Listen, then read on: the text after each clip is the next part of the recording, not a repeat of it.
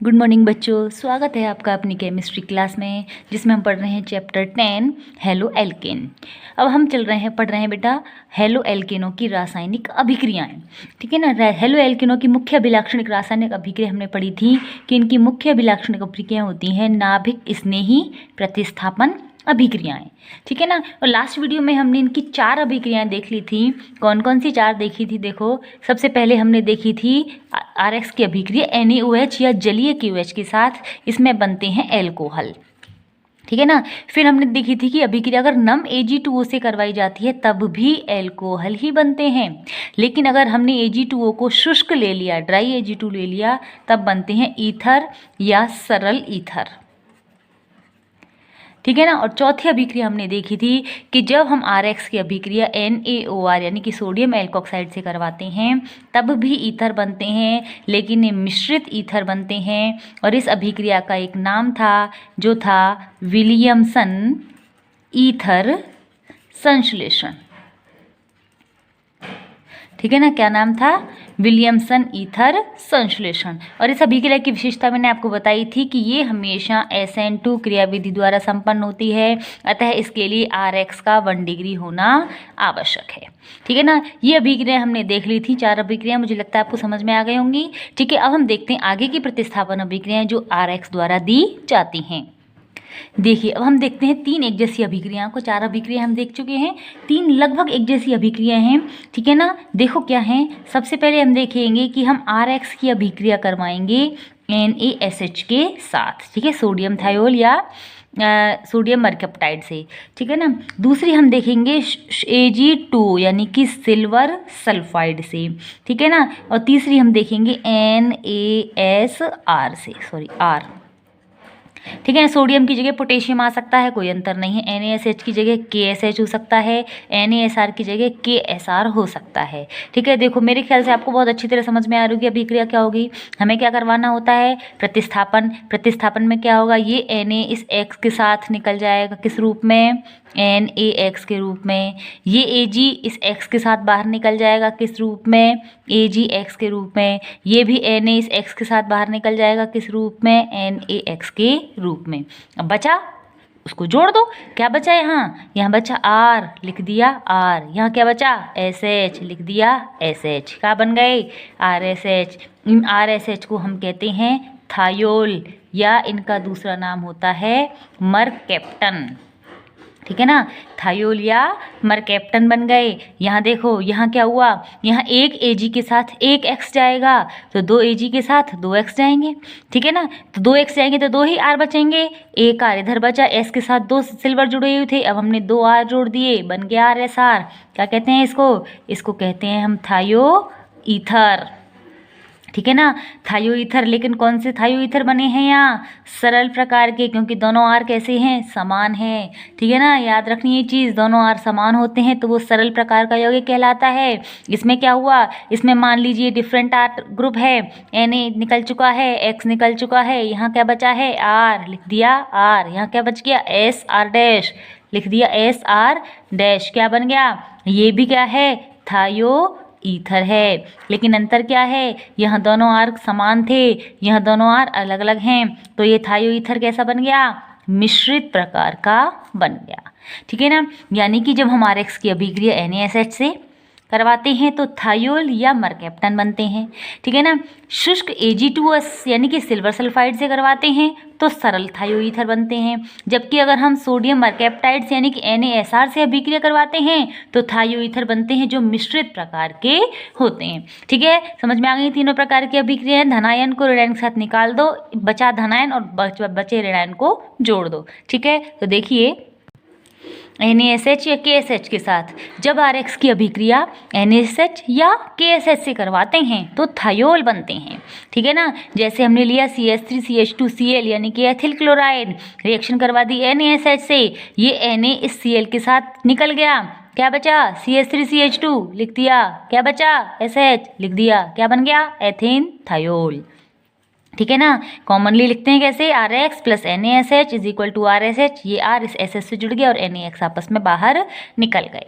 ठीक है ना। अगली हमने देखी थी Ag2S के साथ यानी कि सिल्वर सल्फाइड के साथ जब RX की अभिक्रिया सिल्वर सल्फाइड से करवाते हैं तो थायो ईथर बनते हैं। ठीक है ना। देखिए RX की अभिक्रिया करवाई हमने Ag2S और XR उल्टा करके लिख दिया है मैंने इसको, 2 Ag एक X के साथ और इस X के साथ AgX के रूप में निकल गए। यहाँ क्या बच गया, R लिख दिया, यहाँ क्या बच गया, S लिख दिया, यहाँ क्या बच गया, R लिख दिया। क्या बन गए, इनको कहते हैं हम सरल, दोनों R गुण समान है ना इसलिए इसको कहते हैं हम सरल थायो ईथर। ठीक है ना। जैसे एग्जाम्पल लिया हमने, ये लिया है CH3CH2Cl plus Ag2S plus Cl उल्टा करके लिख दिया इसको मैंने CH2Cl3 ये Cl ये Ag और ये Cl निकल गए AgCl के रूप में। क्या बच गया, CH3CH2 लिख दिया, क्या बच गया, S लिख दिया, यहाँ क्या बच गया, CH2CH3 लिख दिया, क्या बन गया, डाई एथिल थायो ईथर। तो इस तरह से यहाँ सरल प्रकार के थायो ईथर बन गए हैं। अगली अभिक्रिया देखते हैं सोडियम मरकैप्टाइड के साथ। सोडियम मरकैप्टाइड के साथ भी हम थायो ईथर ही बनाएंगे, लेकिन कौन से थायो ईथर बनेंगे, मिश्रित प्रकार के थायो ईथर बनते हैं जब RX की अभिक्रिया NaSR से करवाते हैं। NaSR यानी कि सोडियम मरकैप्टाइड, यहाँ R ग्रुप कुछ भी हो सकता है, तो मिश्रित थायो ईथर बनते हैं RX plus NaSR dash. R dash क्यों लगाया कि ये वाला R ग्रुप और ये वाला R ग्रुप यानी दोनों कार्बन श्रृंखलाएं अलग अलग हो सकती हैं। इक्वल टू ये NaX बाहर निकल चुका है, यहाँ क्या बच गया, R लिख दिया, यहाँ क्या बच गया, SR डैश लिख दिया, क्या बन गया, थायो ईथर। अब दोनों R ग्रुप अलग अलग हैं तो हम इसको कहेंगे मिश्रित थायो ईथर। जैसे हमने लिया एथिल ब्रोमाइड यानी कि CH3CH2Br, इसे कहते हैं एथिल ब्रोमाइड की अभिक्रिया करवाई NaCH3 से यानी कि मैथिल सोडियम मैथिल मरकैप्टाइड। ठीक है, तो यहाँ क्या बन गया, CH3CH2, यहाँ बचा था Br निकल चुका है Na के साथ और यहाँ क्या बच गया, SCH3 लिख दिया, SCH3, तो ये बन गया एथिल मैथिल थायो ईथर। पहले ये वाला एथिल क्योंकि अल्फाबेटिकल ऑर्डर में पहले आ रहा है, फिर मैथिल, फिर थायो और फिर ईथर। इस तरह से ये 3 अभिक्रियाएं हुई जो लगभग एक जैसी हैं। इनमें हमने थायो ईथर का या सल्फर वाले क्रियात्मक समूह का निर्माण किया था। क्लियर। आगे देखते हैं, अगली अभिक्रिया देखते हैं हम सिल्वर कार्बोक्सिलेट यानी कि RCOOAg के साथ। सिल्वर कार्बोक्सिलेट कहते हैं हमें, याद होगा आपको मैंने हुंसडीगर अभिक्रिया में बताया था कि कार्बोक्सिलिक अम्ल क्या होता है, कार्बोक्सिलिक अम्ल होता है CrCOOH। इसमें H की जगह पर अगर हम Ag को लगा देते हैं तो इसको कहते हैं सिल्वर कार्बोक्सिलेट। तो यहाँ पर जब सिल्वर कार्बोक्सिलेट की अभिक्रिया करवाएंगे तो क्या होगा, देखो यहाँ क्या हो रहा था, Ag से X के साथ बाहर निकल रहा था तो यहाँ भी यही होगा, Ag तो चाहता ही ये है, ये Ag जब X के साथ बाहर निकल जाएगा यानी कि यहाँ पर हो गया माइनस AgX, ये सारे माइनस होने वाले हैं। ठीक है ना। तो जब माइनस AgX हो गया तो यहाँ क्या बच गया, ये क्या है, R बच गया, यहाँ क्या बच गया, COO यानी कि इसको हमने लिख दिया COOR डैश, ये वाला R डैश है अगर तो ये यहाँ सेम भी हो सकता है, अलग अलग भी हो सकता है, यानी ये क्या बन गया, ये बन गया एस्टर। एस्टर का निर्माण होता है। ठीक है ना। और एक अभिक्रिया देख लेते हैं हम सोडियम एल्काइनाइड के साथ। सोडियम एल्काइनाइड का मतलब होता है ये, देखो एल्काइनाइड क्या होते हैं, पहले तो एल्काइन क्या होती हैं, एल्काइन का मतलब होता है C ट्रिपल बॉन्ड C। ठीक है ना। इनकी संयोजकताएं किसी से भी पूरी हो सकती है। अगर यहाँ पर किसी एक जगह पर हाइड्रोजन होती है तो इसके कहते हैं हम वन एल्काइन, और वन एल्काइन हमेशा अम्लीय प्रकृति की होती हैं। अम्लीय प्रकृति की होने का मतलब क्या हुआ, ये H प्लस आयन आसानी से त्याग देती हैं। तो अगर इसकी अभिक्रिया हम सोडियम धातु से करवाते हैं तो यहाँ से हाइड्रोजन हट जाती है और उसकी जगह पर Na लग जाता है। ठीक है ना। तो यहाँ कार्बन श्रृंखला कुछ भी हो, भले यहाँ पर ये तो हो जाएगा माइनस और इसके आ जाएगा यहाँ पर Na प्लस। तो ये क्या थी, ये थी एल्काइन, है ना। एल्काइन पर हमने सोडियम जोड़ दिया तो पहले तो हमें सोडियम का नाम लिखना ही पड़ेगा, और यहाँ C पर क्या आ रहा है, ऋणावेश आ रहा है, तो एल्काइन पर क्या आ रहा है, ऋणावेश आ रहा है, तो ऋणावेश आता है तो हम क्या जोड़ देते हैं, आइड। तो ये क्या बन गया, सोडियम एल्काइनाइड। तो यहाँ हमने सोडियम एल्काइनाइड, यहाँ पर ये वाली श्रृंखला कुछ भी हो सकती है, हमने आर से जोड़ दी है।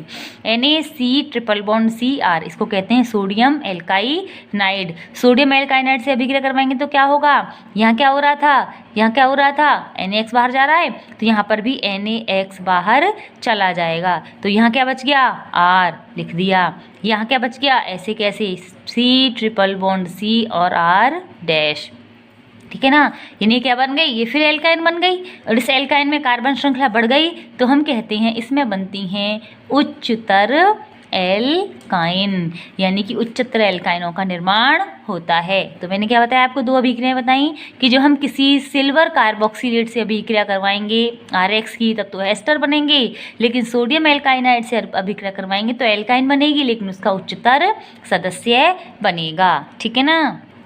तो देखिए, सिल्वर एसीटेट या सिल्वर कार्बोक्सिलेट के साथ जब RX की अभिक्रिया कार्बोक्सिलिक अम्ल के सिल्वर लवण के साथ करवाते हैं तो एस्टर बनते हैं। क्या हुआ है, देखो, RX plus R dash COOAG, यहाँ R डैश का मतलब डिफरेंट R ग्रुप हो सकता है, तो ये AG तो इस X के साथ बाहर निकल गया, यहाँ बच गया RCOO लिख दिया, और ये R इसी में जुड़ जाएगा, तो ये बन गया एस्टर। जैसे उदाहरण लेते हैं, हमने लिया एथिल ब्रोमाइड यानी कि CH3CH2Br, इसकी अभिक्रिया करवाई सिल्वर एसीटेट से यानी कि CH3COOAG से, ये AG इस Br के साथ बाहर निकल गया, यहाँ क्या बच गया, CH3COO लिख दिया, और इस R की जगह AG की जगह पर क्या आ जाएगा, CH3CH2, तो यहाँ आ गया CH3CH2। इसको कहते हैं हम एथिल एसीटेट, ये इसका जाना पहचाना नाम है एथिल एसीटेट, लेकिन इसका IUPAC नाम ये नहीं है, इसका IUPAC नाम होता है एथिल एथेनोएट, ठीक है ना, ये इसका IUPAC नाम है एथिल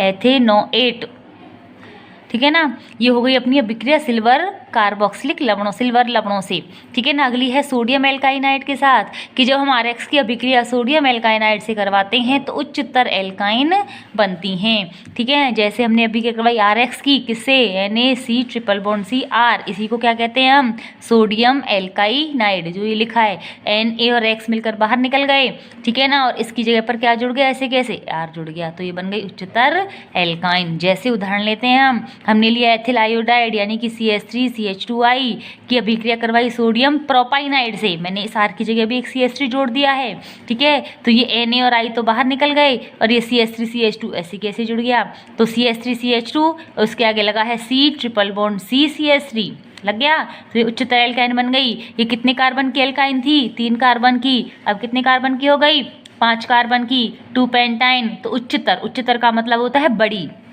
बड़ी एल्काइन का निर्माण हो गया, ठीक है ना। क्लियर ये चीज़ यहाँ तक। अब अगली अभिक्रिया देखते हैं अमोनिया के साथ, जिसे हम कहते हैं अमोनी अपघटन, ठीक है। देखिए, हम एल्किल हैलाइड की अभिक्रिया करवा रहे हैं अब अमोनिया के साथ, अमोनिया यानी कि NH3, तो यहाँ भी क्या होगा, वही नाभिक स्नेही प्रतिस्थापन ही होना है, ठीक है, नाभिक स्नेही प्रतिस्थापन होगा, तो यहाँ से ये X इसकी एक हाइड्रोजन के साथ बाहर निकल जाएगा, ठीक है ना।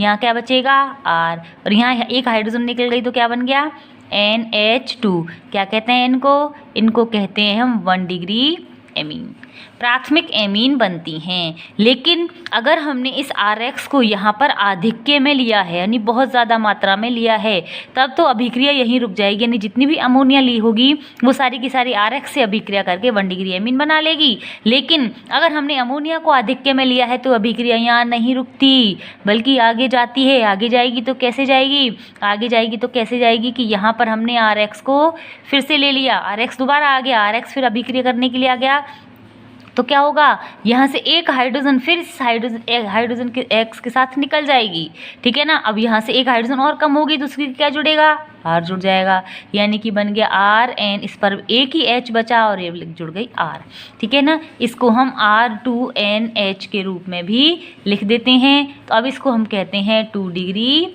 एमीन, ठीक है ना। ये अभिक्रिया अभी भी नहीं है क्योंकि हमने RX को आधिक्य में ले रखा है, RX को आधिक्य में ले रहे हैं तो RX फिर यहाँ अभिक्रिया करने आ गया। क्यों आ गया, क्योंकि X को हाइड्रोजन चाहिए, इसको हाइड्रोजन अपनी देनी है, इस हाइड्रोजन के साथ ही X फिर निकल गया HX के रूप में, ठीक है ना। अब ये H फिर चला गया तो ये R यहाँ फिर जुड़ जाएगा, तो बन गया RNR और एक और R, जिसको हम R3N भी लिख देते हैं, ठीक है ना। इसको कहते हैं अब हम 3 डिग्री एमीन। अभिक्रिया अभी भी नहीं रुकी क्योंकि यहाँ पर अभी इसके पास एक लोन पेयर भी उपस्थित है अमोनिया में, ठीक है ना। तो यहाँ फिर RX आएगा, RX क्योंकि आधिक्य में ले रखा है, RX से फिर और आएगा तो अब कहाँ अभिक्रिया करेगा, रिप्लेसमेंट करने के लिए तो जगह बची नहीं, ये टूटेगा फिर भी किस में, R प्लस में और X माइनस में। R प्लस का मतलब क्या हुआ, इसके पास इलेक्ट्रॉन की कमी है, नाइट्रोजन के पास इलेक्ट्रॉन की अधिकता है लोन पेयर के रूप में, तो ये इस नाइट्रोजन और इस R के बीच में बन जाएगा उप सहसंयोजी बंध, ठीक है ना। यानी कि 1R 2R और 3R ये तो पहले से ही जुड़े हुए थे, अब यहाँ पर एक R ऐसे जुड़ जाएगा और ये जब R ऐसे जुड़ेगा तो इस पर आ जाएगा धन आवेश और इस धनावेश को पूरा करने के लिए X माइनस जुड़ जाएगा यहीं पे, ठीक है ना। तो ये जो लवण बना है ये पहले क्या बना था 1 डिग्री एमीन, फिर क्या बना 2 डिग्री एमीन, फिर क्या बना 3 डिग्री एमीन। अभिक्रिया यहीं नहीं रुकी, अब ये 3 डिग्री एमीन के बाद ये बन गया, इसको हम कहते हैं टेट्रा एल्किल अमोनियम लवण या हैलाइड, हैलाइड है ना ये, ठीक है। या इसी को हम चतुष्क अमोनियम लवण भी कहते हैं। यानी कि जब हम RX को आधिक्य में लेकर अमोनिया से अभिक्रिया करवाते हैं तो पहले तो बनती है 1 डिग्री एमीन, फिर बनती है 2 डिग्री एमीन, फिर बनती है 3 डिग्री एमीन और अभिक्रिया अभी भी नहीं रुकती और अंत तक पहुंचकर बनती है चतुष्क अमोनियम लवण या टेट्रा एल्किल अमोनियम लवण, ठीक है ना। ये बनता है यानी कि अगर हमें RX आधिक्य में ले रहे हैं, RX बहुत ज़्यादा मात्रा में ले रहे हैं तो ये सभी उत्पाद बनेंगे, लेकिन अगर अमोनिया आधिक्य में ली जाएगी तो सारी की सारी अमोनिया एक बार में ही इस RX के साथ अभिक्रिया करके 1 डिग्री एमीन बना देगी और अभिक्रिया आगे नहीं बढ़ेगी, ठीक है ना। तो इस प्रकार अमोनिया ने RX का या RX ने अमोनिया का पूर्णतः अपघटन कर दिया है, नाभिक नहीं प्रतिस्थापनीय अभिक्रिया, लेकिन अमोनिया का अपघटन हो रहा है, इसीलिए इस अभिक्रिया को कहते हैं हम अमोनी अपघटन।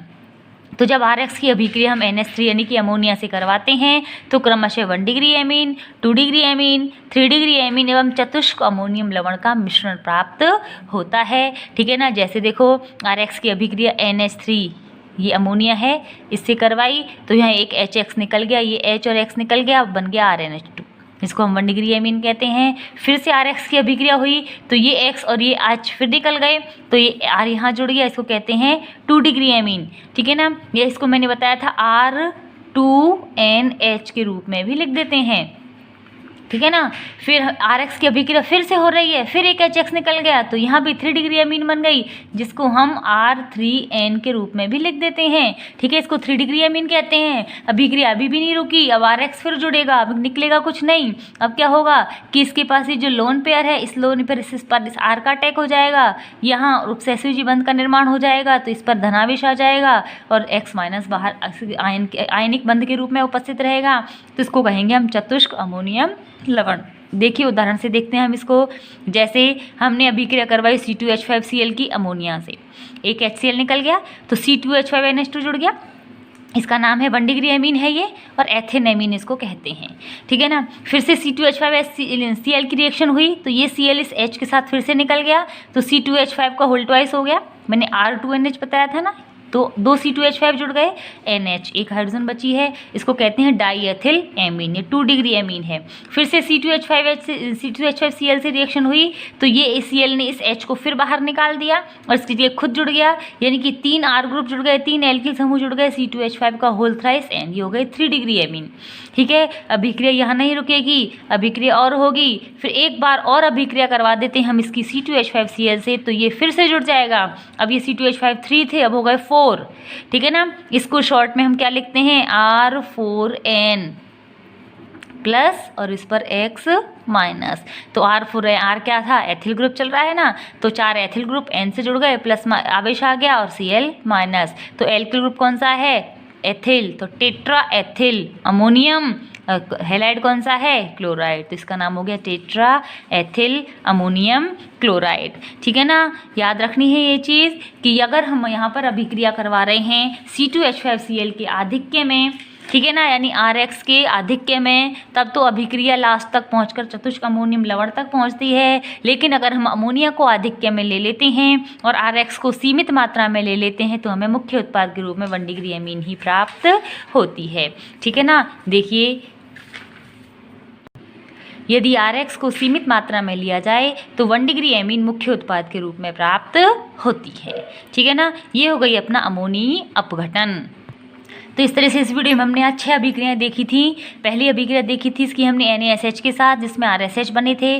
दूसरी देखी थी Ag2S के साथ जिसमें थायोईथर सरल प्रकार के बने थे। फिर हमने देखा था NaSR जिसमें मिश्रित थायोईथर बने थे। फिर सिल्वर कार्बोक्सिलिक लवण के साथ जिसमें एस्टर बनते हैं। फिर सोडियम एल्काइनाइड के साथ जिसके साथ उच्चतर एल्काइन बनती हैं। और अंतिम देखी अमोनिया के साथ जिसे अमोनिया अपघटन कहते हैं, जिसमें हमें 1 डिग्री 2 डिग्री 3 डिग्री एमीन का और चतुष्क अमोनियम का मिश्रण प्राप्त होता है। इस तरह से ये कुछ 6 अभिक्रियाएं और 4 अभिक्रिया हम पहले वाली वीडियो में देख चुके हैं, इसलिए 10 अभिक्रियाएं आपको समझ में आ गई होंगी। इसके आगे की रिएक्शंस देखेंगे हम नेक्स्ट वीडियो में। Okay, thank you.